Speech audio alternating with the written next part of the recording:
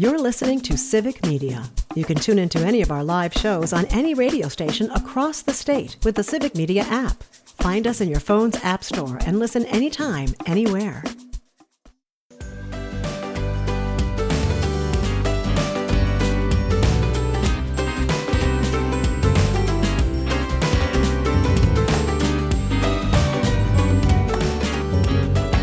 Live across Wisconsin on Civic Media, you're listening to Mornings with Pat Kreitlow, powered by Up North News.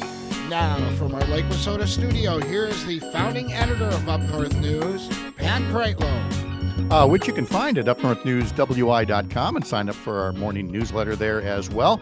Good morning. It's 8:06. Nice to have you back here up north on a Wednesday morning, October 22nd, 2025. Earl Ingram standing by to talk about what he's doing for Civic Media and the What's Going On podcast. We'll talk to Melissa Baldoff with this week's climate check. And Dr. Kristin Lyerly will make a special Wednesday appearance after a virtual news conference yesterday with actress Halle Berry, talking in favor of a bipartisan bill in the Wisconsin Legislature on the subject of menopause. So we'll talk a little women's health coming up at 8:35. Now, Dr. Lyerly has run for office and come up short. I've won an election and then lost 2 elections after that. But at no point has it ever occurred to us that we might want to run again, and then a New York Times article would show up with basically most people anonymously saying, don't run again. And that's exactly what happened yesterday in the New York Times regarding Mandela Barnes, the former lieutenant governor whose name is still out there as a potential candidate for governor next year. Pretty much every other name that's been talked about, those folks have either gotten into the race or out of the race. But the New York Times has an article that is chock full of folks who are hinting that they don't want to see the former lieutenant governor going up against potentially Congressman Tom Tiffany because of how he fell short against Ron Johnson a couple of years back. And like I said, by and large, folks were kind of saying it without saying it. But there was one person who did say it, and that was former Lieutenant Governor Barbara Lawton, who served as lieutenant governor under Jim Doyle, and said of Mandela Barnes's 2022 race, quote, "He proved to us beyond a shadow of a doubt that he can't run hard enough and give us a winning campaign on a statewide basis." That's from Barbara Lawton. And then others saying that if he gets in, do not expect what happened when he ran for U.S. Senate, where the other primary candidates got out and deferred to him, that there will be a primary all the way through the finish line if he were to get in. So again, that's an article in the New York Times about a potential candidate for governor in Wisconsin next year. Let's bring in Earl Ingram now from the What's Going On podcast. With Earl Ingram, head over to civicmedia.us to learn more about that. Earl was most recently the MC for the No Kings rally in Milwaukee last weekend. Earl, good morning. How are you?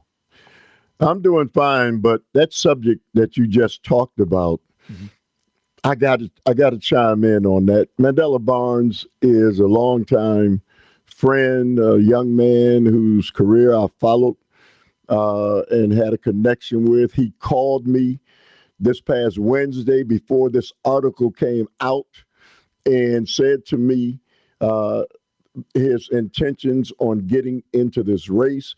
He told me about an interviewer from the New York Times that was going to do this hatchet job on him, and he asked for that interviewer from the New York Times to give me a call.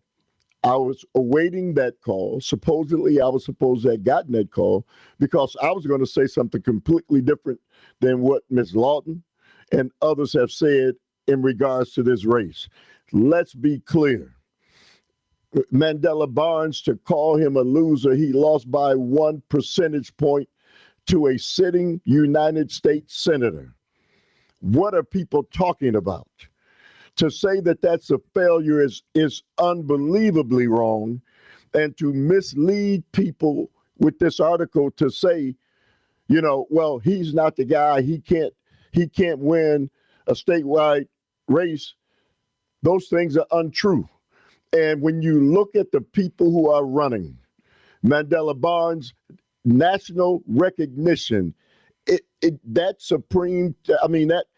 United States Senate race was nip and tuck till the end.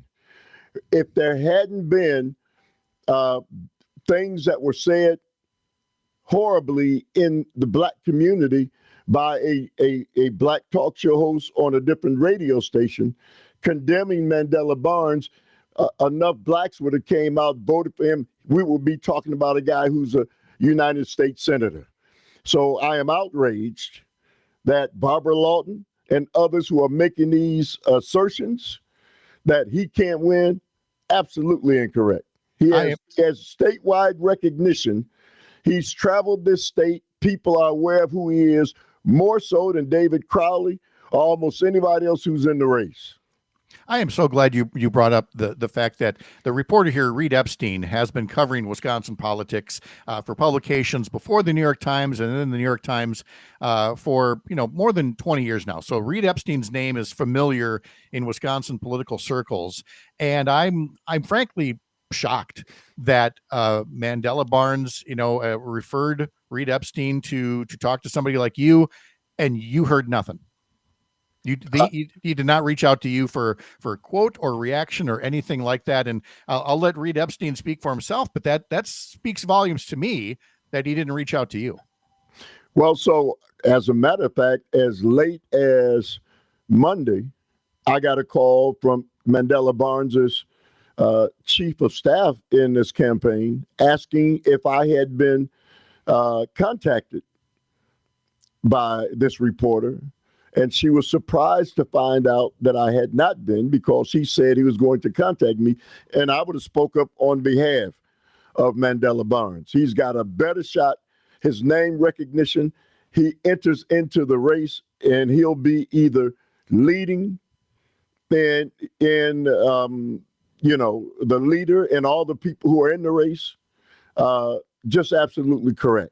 Yeah, let's be clear about something about 2022. And I'm not in any way, shape, or form saying Mandela Barnes ran a perfect campaign. He did not. But let's make clear, he did not lose that race so much as Ron Johnson didn't lose, only because the decaying carcass of his campaign was dragged across the finish line by billionaires who spent big after getting huge tax breaks from Ron Johnson, running the most wildly racist ads that we've seen in Wisconsin history. And that provided the closest U.S. Senate race in Wisconsin history. And so for people to just completely write off Mandela Barnes because of the way that he was attacked in the waning days of a campaign, to drag Ron Johnson over the finish line, who has never been above 50% approval in this state, is rather telling. Outlandish, outrageous, and that's not going to deter Mandela Barnes from getting in the race, I guarantee you. Yeah. Earl Ingram joining us, and you can follow his podcast at civicmedia.us for the What's Going On with Earl Ingram show, the podcast that's there. Let's get to the No Kings rally that you told us last week you were going to be emceeing. They were telling you that the turnout was going to be higher than back in June. Boy, did it turn out to be true. That was quite a turnout. Well, Pat, in truth, they also said that Antifa was going to be there. Can I tell you, just to interrupt to say, people that they want to say, oh, Antifa this, Antifa that. I saw a great post yesterday saying, if Antifa were real, I'd be getting text donation solicitations from them, because every other Democratic and progressive group is sending you countless text messages. Send us money. I'm not getting those from Antifa. So it ain't so much a real group, Earl. Well, Hamas is going to be there. And as I said to the crowd, as I look around, they said Antifa, Hamas, and criminals were going to be here. Well, guess what? I didn't see any billionaires. Okay. If you want to talk about criminals and those types of things, what was there was your average, everyday, rank and file American. I can tell you that I've been around long enough, and I remember the Republicans. What was the name of their group that was around, and they were protesting about 20 years ago? A Republican group? Yeah. They were organized. The Tea Party. The Tea Party, of course, the Tea Party. Okay. Right. And the Tea Party had the exact same makeup. Mm-hmm. People from my generation and older who have clearly had enough, who were organized and who were fighting. That's what was there.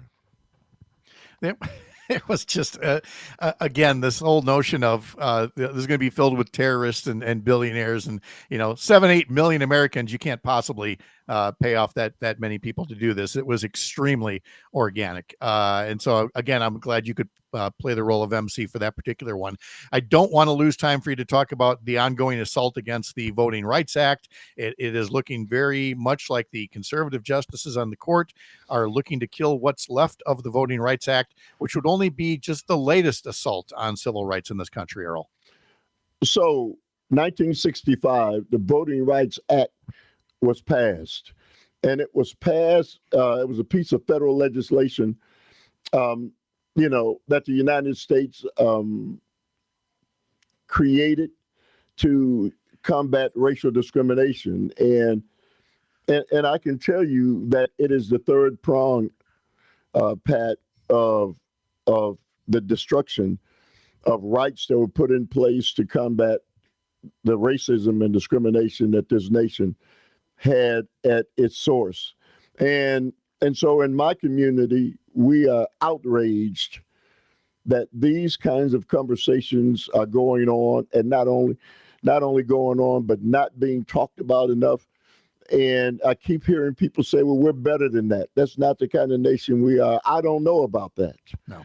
Because to watch what is transpiring and the rollback of the rights that people fought, bled, and died for, and to say that we are a nation of laws, to say that, everybody's welcome in this nation.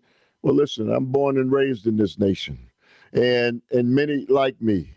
And to look at what is transpiring and for there not to be enough noise being made about it, I've lost a lot of respect that I had for this nation. And I don't know if I'll ever in my lifetime ever get it back. Well, it's completely understandable because of, like you said, it's a three-pronged attack. First, it was affirmative action, and then it was this, DEI, assault that was going on. And having found success in both those areas, they're just going for the brass ring right now, which is tearing down civil rights legislation that tried to undo generations of institutional racism in this country. And the code words and the winks that are going on about this debate are just nauseating, Earl. Well, it's more than that for my community, because what we see is, my generation is reaching the end of our life cycle. And so we saw the changes that my mother and father had to deal with. And so my generation benefited from those laws because we were able to live a middle-class lifestyle predicated on those laws that were passed. But our grandchildren and great-grandchildren face an uncertain future with these decisions that are being made. Can't hurt me and my generation because we're coming to an end. But for those future generations, this is unacceptable. And as I say to people in my community, can't be allowed without a fight. But we need American citizens to talk about and do what's right. Earl Ingram, you can catch his What's Going On podcast over at civicmedia.us. Click on shows to learn more. Earl, thank you for the time. I appreciate it. Have a good day. You as well. All right. We'll have our climate check coming up, and then Dr. Kristin Lyerly in 15 minutes. I'm Pat Kreitlow. This is the Civic Media Radio Network.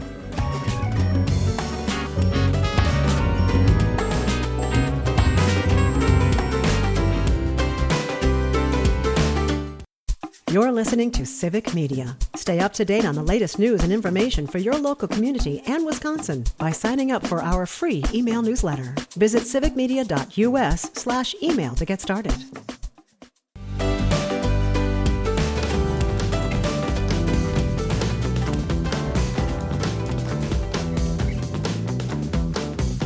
Let's get to this week's Climate Check with Melissa Baldoff. This time with one of the usual disclaimers in the Trump presidency is we're going to be sharing some headlines related to the climate that are not necessarily going to make you happy, might actually make you enraged. And you go, why are you sharing this with us? Well, first, A, so you know exactly what this administration is doing.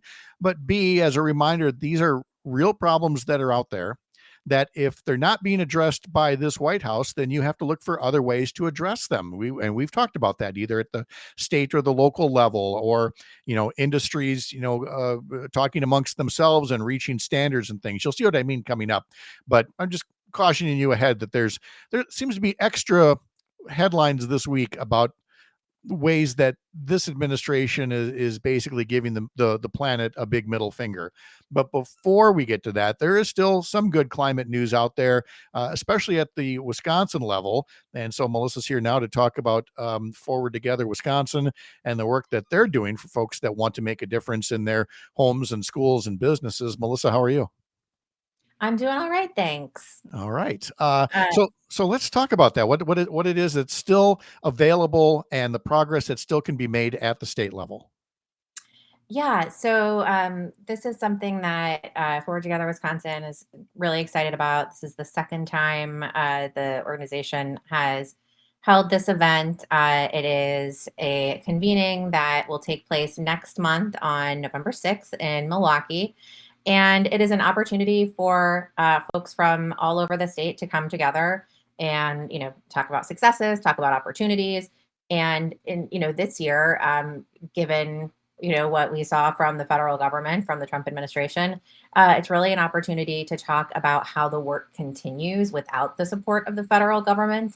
Because it can feel very heavy and discouraging that you see the headlines like the ones we're going to get into about the money that's been cut, and the disinvestment, which is awful. And we want to make sure we're holding people accountable for those votes that they took, for those decisions they made.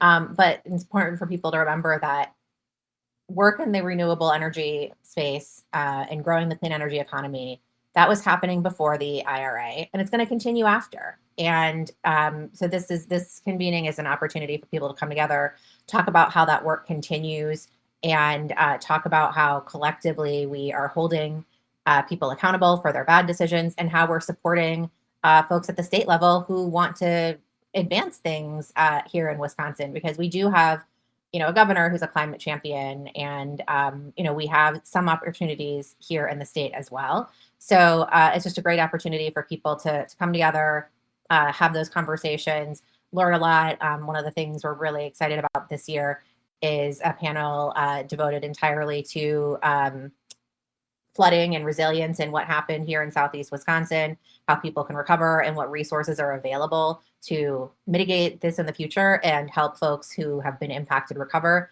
So if anyone's interested in attending this event, it's no cost for attendees, because we had some really generous sponsors, and they can go to forwardtogetherwi.org and learn more.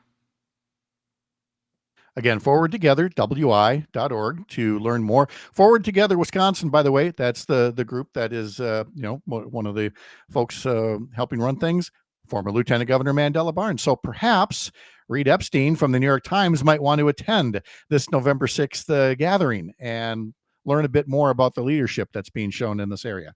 Just my own two cents on that particular topic. Let's turn to, what else is happening in climate news.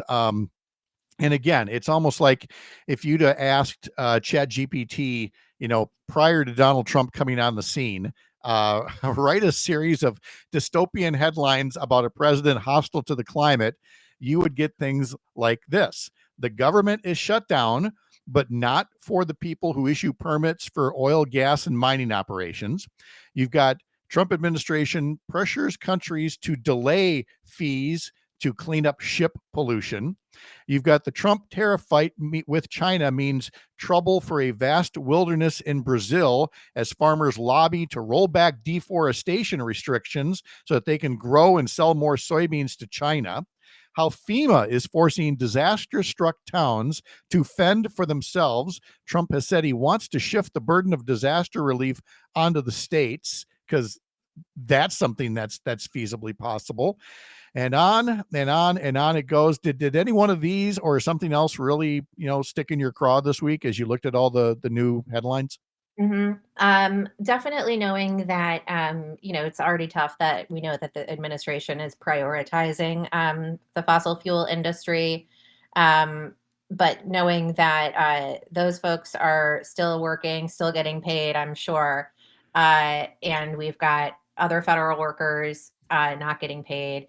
And we've got, you know, a situation where we're going to run out of food share benefits in Wisconsin in 9 days because the governor or the government is shut down. So that one really, really got me. And then also knowing that they want to force, if that FEMA is going to just say, hey, everybody's on their own.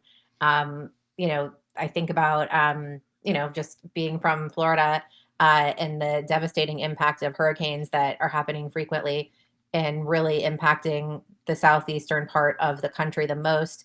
And a lot of states that have voted for Donald Trump and in red states that maybe don't have a state income tax and are not as well resourced as other states, those are going to be hit the hardest and are going to have the least ability to recover. As much as it's difficult in a place like Wisconsin when we're recovering from flooding or tornadoes, we do have a governor here, fortunately, that is going to prioritize the safety and well-being and recovery of our residents. And in other states, that's just, there's no guarantee of that for those folks. There you go. Melissa Baldoff with our climate check this week. Melissa, thank you very much. Appreciate it. Talk to you next week. All right. Bye. All right. One more headline. A coal processing plant near Pittsburgh shut down. Emergency room visits dropped sharply because there were fewer respiratory issues. And somebody wants to bring all that back. Dr. Kristin Lyerly next. You're Up North.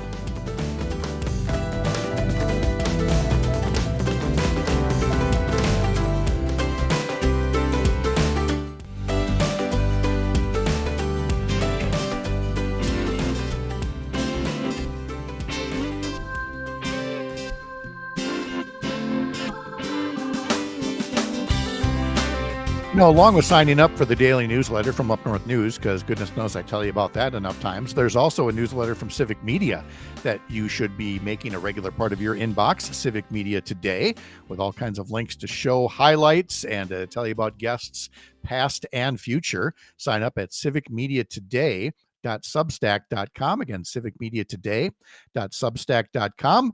And remember, you can always reach Mornings with Pat Kreitlow, powered by Up North News, by phone or by text or through the Civic Media app, 855-75-CIVIC, or send us a voice note through the app as well.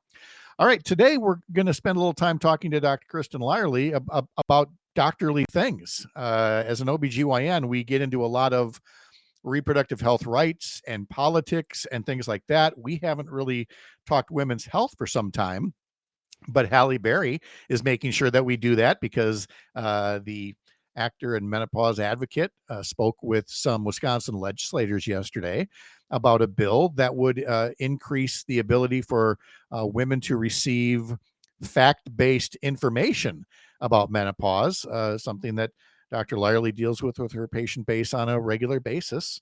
How's Kristin this morning? Let's be honest, I begged you to put me on the show this morning because I want to talk about menopause because it's something we do not talk about and it affects everybody. Once you hit midlife, if you are lucky enough to get that far, you will go through menopause. And it is not just hot flashes and your period stops. It's all this weird stuff. And that's the beauty of Halle Berry, because as she tells her story, this was happening to me and I couldn't get answers. And I went to my doctor who I trusted and I knew and I know is smart, and I didn't get the right answer. And it's because our entire system is set up not to teach people about what menopause is, how you might experience it, and what the implications are for the rest of your life. And I'm going to tell this story real quick, and then we're going to play some of the Halle Berry audio from yesterday. But I have said, and this helps being married to an OBGYN, that I will never hesitate to do a segment on menopause, because when I worked at the TV station, we tried to get a female doctor to talk about menopause and couldn't find one. My own spouse was camera shy, and we finally got a guy to talk about it, and all he could focus on was bedroom stuff. And every question, he kept bringing it back to bedroom stuff and not anything else that's happening with women. And I mean, it went so off the rails that we've always, had it in us go, okay, we need to do right by this topic. And so that leads us up to Halle Berry talking about, she gave a lot of detail, more detail than we're going to play on the A lot of radio, detail. She was about frank. 3 different health concerns that she had. And in the first couple, she wasn't getting great information, in part because even though it turned out they were linked to menopause, these doctors didn't know about it. Then after the third doctor, she finally got some more clarity about menopause. By her own admission, she never really considered menopause, never thought about it, never learned about it, and is now a staunch advocate to make sure doctors are fully up to speed as well as patients. And so here's a little over 2 minutes of what Halle Berry had to say about the importance of menopause education and resources. He looked at me and he said, ah, kind of know what it is, but I can't really say it. I said, what do you mean you can't really say it? He said, I can't really say it to you, but I'm going to give you some eye drops that I want you to start using. And I said, wait, but what is wrong with my eyes, doc? And he said, okay, I'm going to say it, but you're going to kill me. But I think it's because of menopause. And I said, exactly. You ding, ding, ding, winner, winner, chicken dinner. It's menopause. But the thing was, he didn't want to say it to me. And I said, Doc, why couldn't you just say that to me? You're my healthcare provider. You're my doctor. And he said, because my patients don't want to hear they're in menopause. It scares them. They think they're getting old, like they will punch me. They'll leave me. I'm worried about that. I don't want to lose my patients, but women don't want to be told they're in menopause. Well, why is that? Why are we so afraid of menopause? Because we have zero education around it. It's stigmatized. We're afraid because we're ignorant to what is happening to our bodies. That's why education is so important. And that's why I'm here. I have real life examples of how more education would have saved me almost 4 years of self-exploration and self-diagnoses. I would love to have gotten this information from my health care providers. I would love for my daughter, who's now 17, to sail in to her midlife. Just like already she's excited about becoming a mom and going through pregnancy, she has all the information she needs to know about that. I want her to feel as excited about her midlife years as she does becoming a new mom. Why? Because I know these years over 40 are some of the best years of a woman's life. And we deserve to live in good health, to have good information so that we can make good, solid decisions for our own health. And that is why I'm here. And a few statistics I just want to add that 1.3 million women transition into menopause each year. By the year 2030, 1.2 billion women around the world will be in menopause. And here's a big one. I know it's far away for me. It might be far away for you too. But in 2060, 90 million women around the world will be navigating menopause. And I think they need education, and doctors need to be retooled to take care of them in the best way possible. All right. So there's a little bit of Halle Berry talking yesterday about this bipartisan bill in the Wisconsin Legislature that would basically have the Department of Health Services engage in partnerships with healthcare providers, physicians, and others to basically create more resources, more fact-based information that the providers can share, that the state and county health departments can share. All in all, to say, Kristin, that more fact-based educational materials can never be a bad thing. This is why it's a problem, because when I was in training back in the early 2000s, it was soon after a huge study came out that made us all afraid to use hormone therapy, to prescribe hormone therapy. It was called the Women's Health Initiative Study. It was a great study, but the way that it was put together, the way that the results were interpreted really created a panic, and we are still living with the results of that panic. as a result of that, doctors haven't been trained on how to take care of people going through menopause. So I got 30 minutes of menopause in my medical school training. I got a full hour of manopause, but 30 minutes of menopause. So we don't know how. We haven't been trained to do this. So if you are somebody who is seeking care and you are not getting a satisfying answer from your doctor, it's because our training system has been flawed. This is not just a Band-Aid. This helps to fix it on the end where patients are seeking the care that they need. It helps to train doctors who are already out in practice and give them that additional information. It is so incredibly important, not just for your sex life or to treat your hot flashes, but to treat your cardiovascular health. After you go through menopause, your risk of having a heart condition, of dying from a heart attack actually goes up significantly, but we can mediate that risk if we do it well. And that is what this bill is intended to do. Well, I'm glad you mentioned that part because my follow-up question was going to be, again, to take the I guess the extreme view of why would we bother? It's something we all go through. Why don't you just, rub some dirt on it and everything will be fine? But there is research that can be done. There can be more to recognize symptoms, but also to treat symptoms. This is not just something, oh, it's just a phase that you go through. It is a medical condition. So many people have just suffered unnecessarily. And that's an option. Like you can just stick it out if you want to, but there are options for you. And it's not just hormones, but the long-term real thing to think about is what are your risks as you are marching forward in life? How are you aging? You need to look at your family history. You need to look at your own personal history. What's going on with your cholesterol, your blood pressure? All of that stuff factors into your risk profile. And without understanding what your personal risk profile is, you can't take the best possible care of yourself. And menopause is a huge contributor to heart disease in women after we go through menopause. We don't talk about that either, but now we're going to start having that conversation.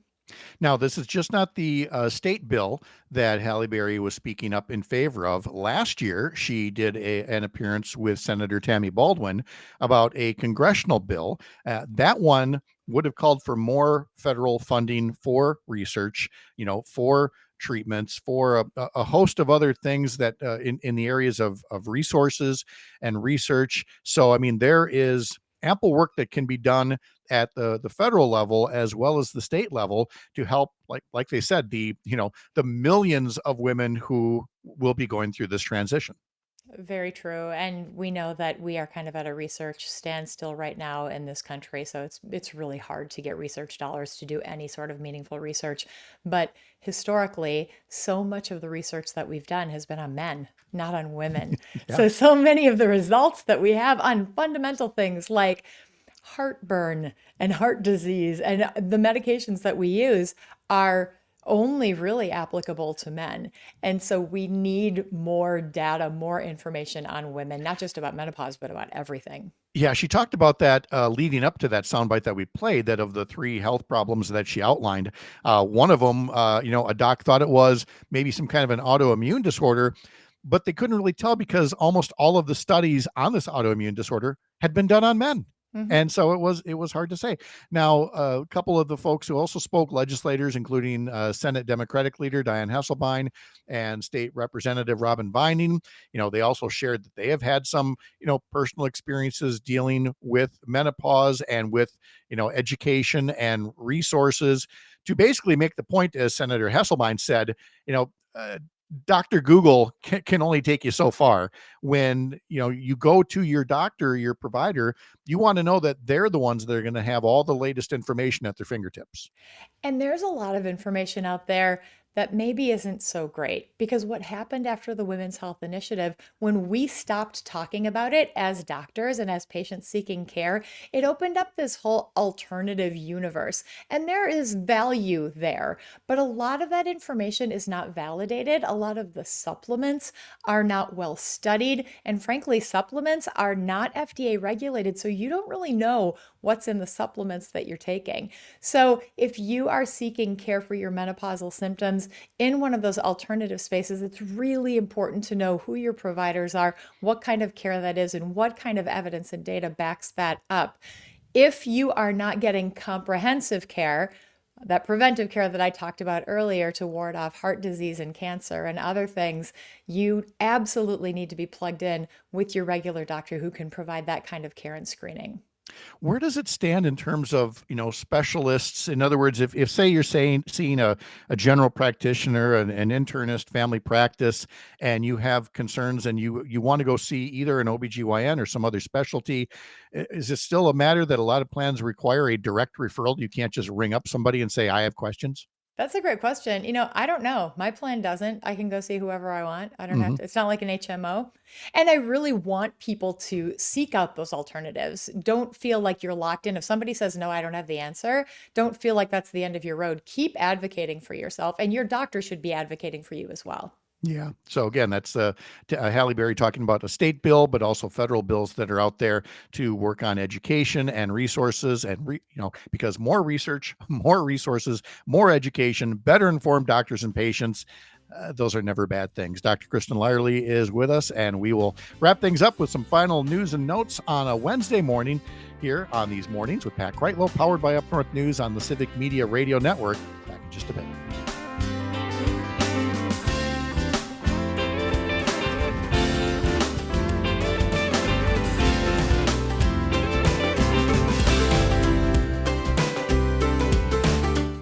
You're listening to Civic Media. Find the latest news, information, and archives of all your favorite shows on the Civic Media website, civicmedia.us.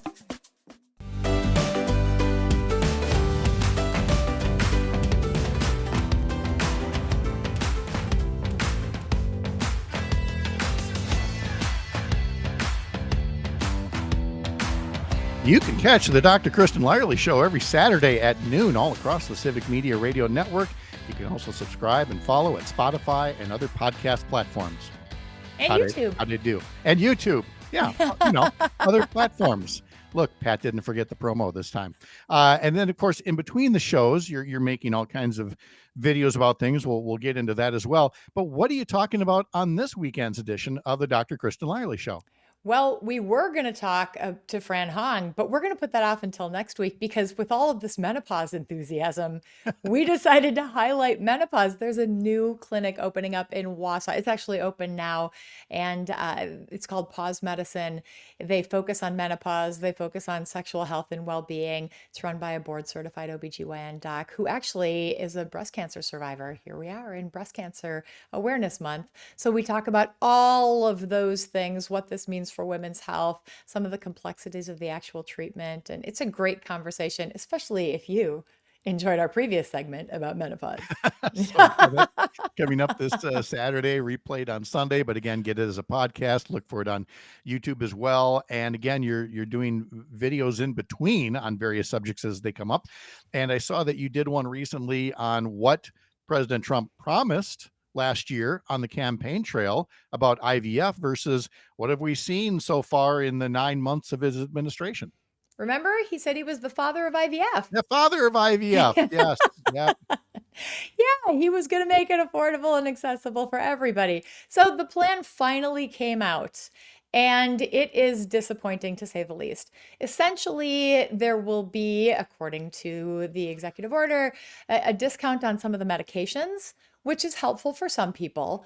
But otherwise, it's just a suggestion to insurance companies that they should provide this treatment. There are no mandates.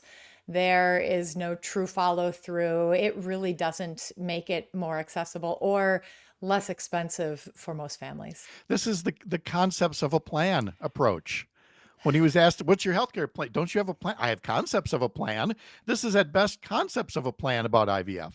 He's trying to walk a really, really thin line because the anti-abortion people who supported him and helped him get elected are not for IVF. When you do IVF, you create multiple embryos, and that creates an ethical dilemma for him. So out of one side of his mouth, he's saying one thing, out of the other side, he's saying another thing. We've all gotten used to that. But the bottom line is, if you are seeking fertility treatment and you need IVF and you were expecting Trump to come through for you, he has not. No, you feel like a soybean farmer or a beef rancher right now in the United States. Yeah, you're in good company. All kinds of folks that are in there. Now, there are candidates who are running for office that again still have challenging views on women's healthcare rights. And I am going to be talking to Lucy Ripp from A Better Wisconsin Together about this, about candidates and their stances on women's health. And we cover everything from Congressman Tom Tiffany, who's running for governor, to appeals court judge Maria Lazar, who's running for Wisconsin Supreme Court, to Eric Toney, the Fond du Lac County District Attorney, who is now going to be running again for Attorney General against Josh Kaul. And, Lucy points out in those three and in others, voters are going to either have a clear choice when it comes to women's healthcare rights, or they're going to have to cut through some fog. We've talked about Tom Tiffany trying to have things both ways when it comes to this topic. Well, that is what we're seeing with the GOP right now. They know that when it comes to abortion rights, that Americans want access to abortion. We've seen it over and over again in some of the reddest states in this country. When abortion is on the ballot, abortion wins because abortion is health care. So now what they're trying to do is sneak it in the back door in all these little tricky ways, by having the FDA take another look at medication abortion access, by this whole IVF thing, by not fully embracing it. They are trying to find all these ways to prevent people from getting full, comprehensive reproductive health care. I'm committed to providing it. My colleagues are committed to providing it, not just in the office, but making sure that our patients can get it universally. So it's going to come down to abortion again, and we are not standing down. No, I mean, women have made that clear, and their allies have made this clear in vote after vote after vote. And that's why the only reason they can sneak things through, like this current backdoor ban, from the big bloated bill with boondoggle or with Planned Parenthood, holding off on abortion care in Wisconsin, is again through the back door. When things are put up and you let the people choose and they vote their values, they vote for women. They vote for women. They vote for healthcare. People want to make their own healthcare decisions, whether we're talking about preventive care, reproductive care, it doesn't matter. When you go to the doctor, you want to be able to tell your story, hear about all of your options, and make the decision that is best for you, not the decision that a politician says you can have. Now, we'll close with the very convenient scheduling of Dr. Lyerly going to Pittsburgh for conferences, just as the Packers are going to be playing the Pittsburgh Steelers and Aaron Rodgers. And of course, Kristin, living in Green Bay, probably was coffee buddies with Aaron Rodgers and just couldn't tell us. You got to keep these things hush. Any chance you're recording an interview with him for an upcoming show or anything like that? He's my birthday buddy, actually. We have That's the same right. birthday. Yes. Yeah, we split ways though over COVID. I was a little frustrated with him when he was deceitful. Leaders don't do that. You don't put your colleagues in danger. So yeah, I lost a lot of respect for him there. Well, it'll make it easier to root against him when have you found a way to actually go to the game? Oh yeah, I got my tickets yesterday. Oh, of course you do. Of course you do. The question is, Pat, how am I going to pack my cheese head in my carry-on? It takes up a lot of room. Yes. Well, that could be your personal item. You just wear it on board the plane, and you hope the person in the seat behind you is all right with that and can still see the video on how to buckle a seatbelt. I always love that. Here's how to buckle a seatbelt. Thanks, guys. Could I have more than a bag of pretzels, please? Anyway, safe travels out there. We will talk to you Friday and again Monday. Monday from Pittsburgh, maybe.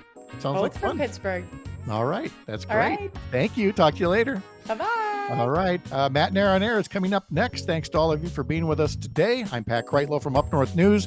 We'll see you bright and early back here up north, 6 a.m. Have a great day.